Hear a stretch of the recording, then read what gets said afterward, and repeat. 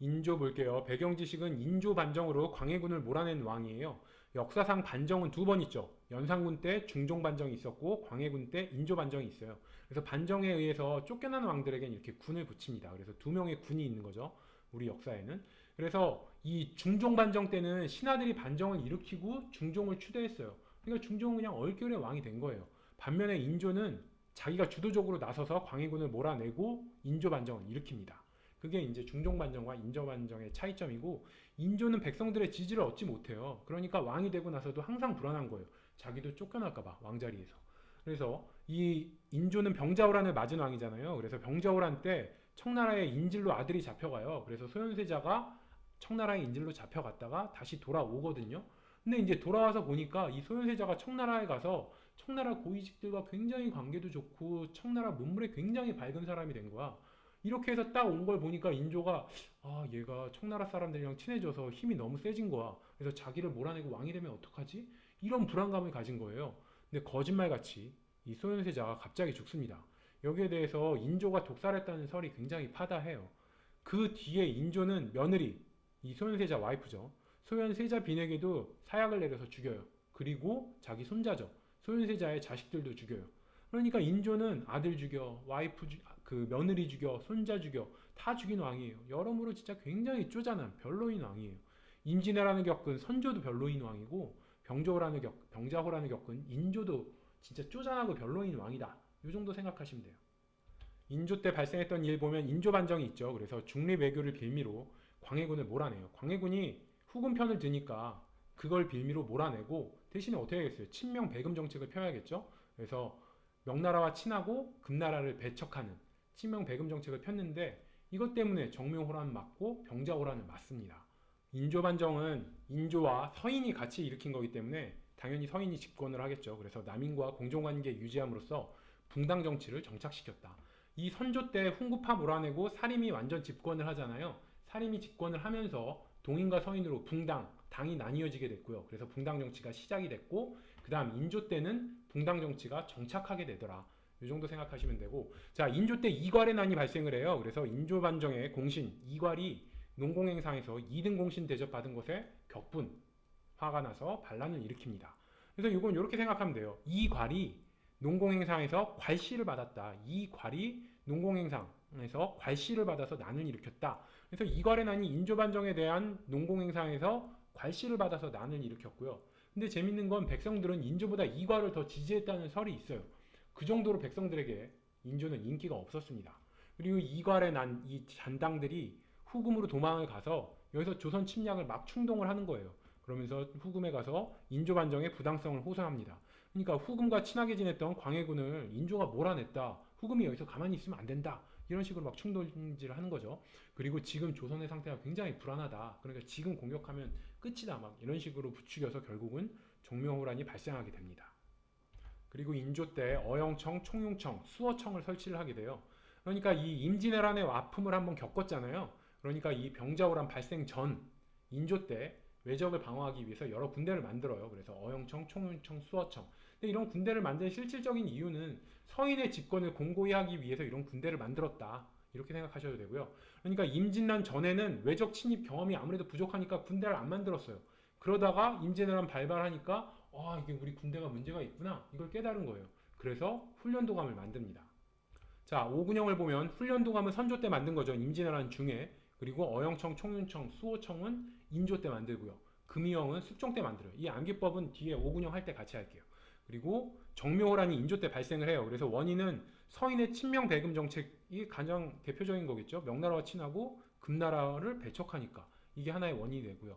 또 하나의 원인은 명나라 장군 모문룡의 가도 사건이라는 게 있어요. 이게 뭐냐?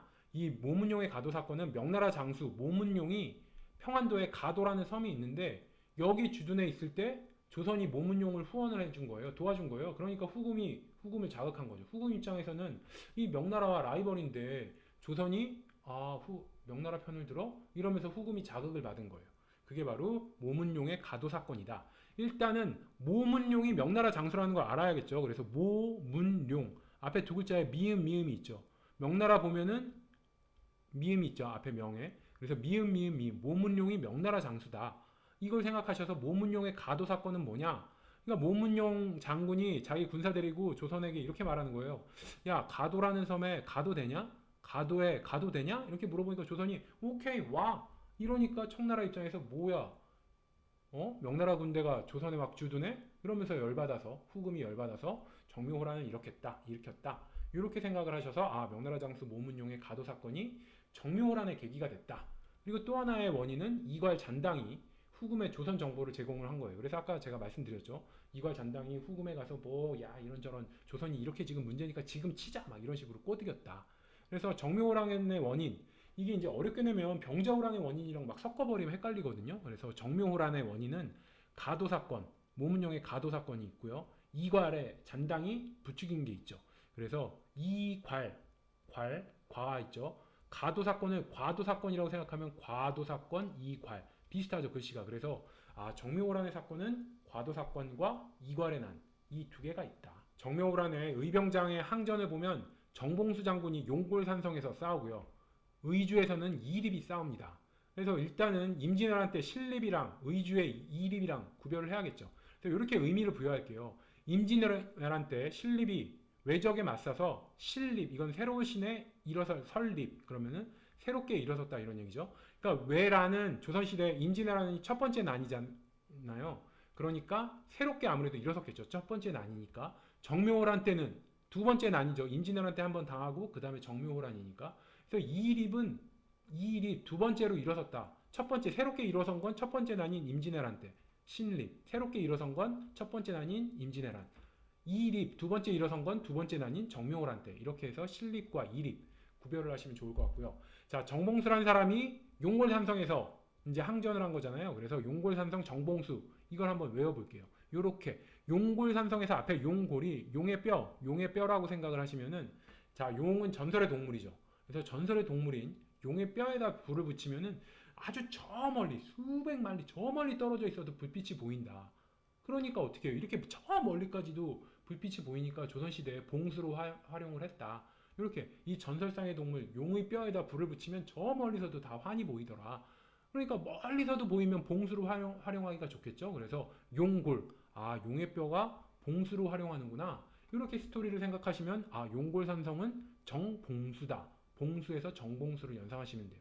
그래서 정봉수는 용골산성 이렇게 스토리를 생각해서 외우시면 되고 이렇게 보면은 임진왜란 때는 바다로 침략을 해왔잖아요. 반면에 후금은 저기 중국에서 대륙에서 치고 내려오는 거니까 육지로 침략을 해요. 그러다 보니까 산성과 연관이 많아요. 그래서 용골산성, 정봉수 이거는 정묘호란이고 임경업의 백마산성에서 싸우거든요. 그것도 산성이에요. 그리고 병자호란 때 피신한 곳은 남한산성이고 이런 식으로 산성이 많이 나오더라. 자, 정묘호란의 결과는 주화파 최명길의 주장에 따라서 정묘약조를 체결을 합니다. 그래서 정묘약조는 뭐냐? 내용을 보면 후금은 조선과 형제의 매약을 맺고 후금이 형, 조선이 동생이겠죠. 조경과 국경에서의 관무역을 조건으로 군대를 이제 빼준 거예요. 그리고 이때 최명길이 주장을 했잖아요. 주화파. 그래서 최명길은 양명학자고 양명학이 실리를 추구하는 학문이다 보니까 아무래도 주화론이 뭐예요? 화해하자 이런 얘기요. 야, 지금 후금이 대세인데 쟤네랑 싸우면 안 된다. 화해하자. 이게 바로 최명길, 양명학자, 실리추구 이렇게 스토리를 연결하셔서 주화론 이걸 연결하시면 돼요. 인조 때 정묘호란에 이어서 병조호란도 발생을 하거든요. 이건 뒤에 묶어서 한번 해볼게요. 그리고 조선통보를 발행한 것도 인조 때예요. 원래 세종 때 조선통보를 발행을 했죠. 그래서 조선의 조선의 짱, 왕 중에 조선의 최고의 짱인 왕은 누구예요? 세종이다. 이렇게 해서 조선통보 외우라고 말씀드렸고 요거를 다시 발행을 한 거예요. 그랬다가 안 되겠다. 새롭게 하나 만들자. 그래서 상평통보를 발행을 하게 됩니다. 그래서 김육의 건의로 김육도 뒤에서 다시 할 거예요. 김육의 건의로 상평통보를 발행을 했는데 널리 유통되지는 못해요. 그리고 널리 상평통보가 유통된 건 조선 후기 최고의 화폐죠. 이 상평통보가 유통된 건 숙종 때 이제 전국적으로 유통이 되더라. 그리고 자 스토리를 연결해 보면 광해군 때 대동법을 시행했죠. 대동법을 시행하고 나니까 그 다음 왕인 인조 때 이게 화폐의 필요성을 깨달은 거예요.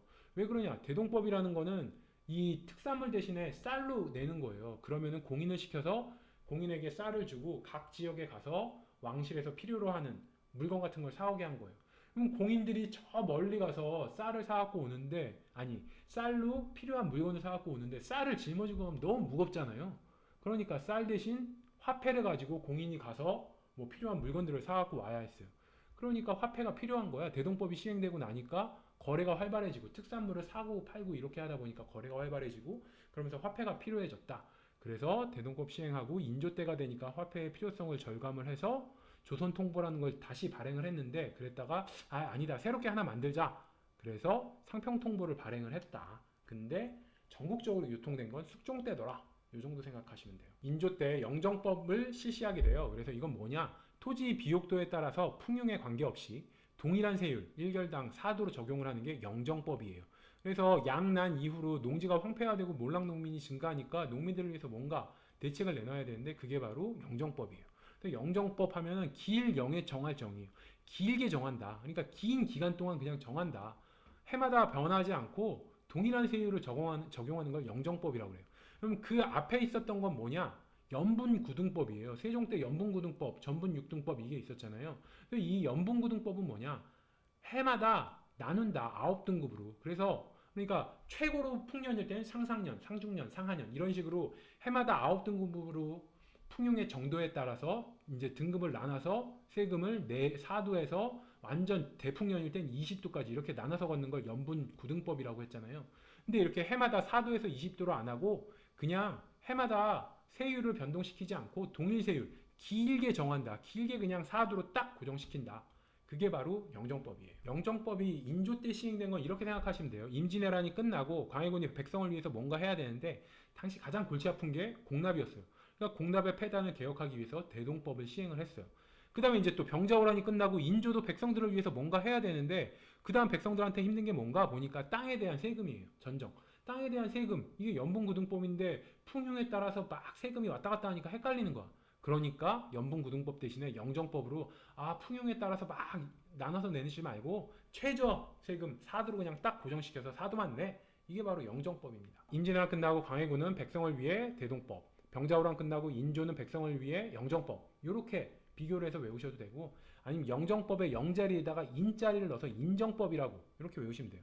영정법은 4도로 세율을 고정한 거니까 굉장히 인정이 넘치는 법이잖아요. 그래서 인정이 넘치는 인정법 이렇게 생각을 하셔서 인정법의 인을 보시면은 인조 때 영정법 이렇게 생각을 하시면 돼요. 그리고 강원도에 대동법을 실시합니다. 조익의 건의에 따라서. 그래서 광해군이 대동법을 실시했는데 처음에는 왕이 있는 왕 주변의 경기도에만 실시했어요. 그럼 광해군 다음 왕인 인조는 어디로 넓혔을까요? 대동법 지역을. 같은 위도상에 경기도와 같은 위도에 뭐가 있어요? 강원도가 있죠. 같은 위도상에. 그래서 옆으로 가서 강원도에 실시한 게 광해군 다음 왕인 인조 때는 강원도에 실시를 하더라. 인조 때 벨테브레라는 사람이 조선에 와서 정착을 해요. 그러면서 훈련도감에서 무기 제조법을 우리나라에 전수를 해줍니다. 그러니까 벨테브레가 인조 때 우리나라에 정착했구나 이걸 외우기 위해서 조선 사람들 눈에 벨테브레는 첫 서양인이에요. 처음 본 서양인이에요. 완전 막 우리랑 완전 다르잖아요. 서양 사람은 생긴 게. 그러니까 인조인간처럼 보였을 거예요. 처음엔 또 처음 보니까 서양 사람. 그래서 첫 서양인 벨테브레는 인조인간처럼 보였을 것이다. 우리나라 사람에겐. 그래서 인조? 요거를 연상을 하시면 돼요. 비교해서 보면 하멜은 효종 때 조선에 표류를 했거든요. 그랬다가 14년 만에 도망가서 하멜 표류기를 쓰잖아요. 그래서 효종 때는 하멜, 벨테브레는 인조 때. 뭐 이렇게 생각하시면 되고 연도암기를 보면 1649년까지 왕을 했어요. 649 이거를 육갑 싸고 앉아있네. 649를 육갑 싸고 앉아있네. 아니 아들 죽였죠. 손자 죽였죠. 며느리 죽였죠. 정말 욕을 안 할 수가 없어요. 정말 인조는 육갑 싸고 앉아있다. 649 육갑 싸고 앉아있다. 인조 정리할게요. 인조 반정 중리배교를 편 광해군을 서인과 함께 몰아낸 게 인조 반정이고요. 그러면서 친명 배금 정책을 폈어요. 그랬다가 정명호란과 병자호란을 맞게 되는 거죠. 그리고 인조는 광해군 다음 왕이에요. 이걸 바탕으로 보면 광해군이 대동법 실시했죠. 근데 대동법 실시하고 보니까 화폐가 굉장히 필요하다는 걸 알게 된 거야. 그래서 조선통보를 처음에 재발행했다가 아니다. 새롭게 하나 화폐 만들자. 그러면서 상평통보를 발행하게 됐다. 그리고 광해군은 경기도에 대동법을 시행을 했고요. 같은 위도상에 보니까 강원도에 그 다음 왕인 인조는 강원도에 대동법을 시행을 했다. 요거 생각하시면 되고 영정법을 인조가 시행했다. 그래서 이거를 인조가 영정법을 시행했다. 그래서 인정법, 인정이 넘치는 법이다. 이렇게 생각하셔도 되고 아니면 임진난 끝나고 광해군은 이 대동법을 시행해서 공납의 폐단을 개혁한 거죠. 병자호란 끝나고 인조는 백성들을 위해서 전정, 땅에 대한 세금 제도를 좀 개혁한 거예요. 영정법으로. 이렇게 광해군과 두 개 비교를 해서 외우시면 되고요. 인조는 군대를 만들었죠. 그래서 어영청, 총영청, 수어청을 설치를 했어요. 그래서 서인 체제를 좀 공고히 하기 위해서 군대를 만들었다. 이렇게 생각하셔도 돼요.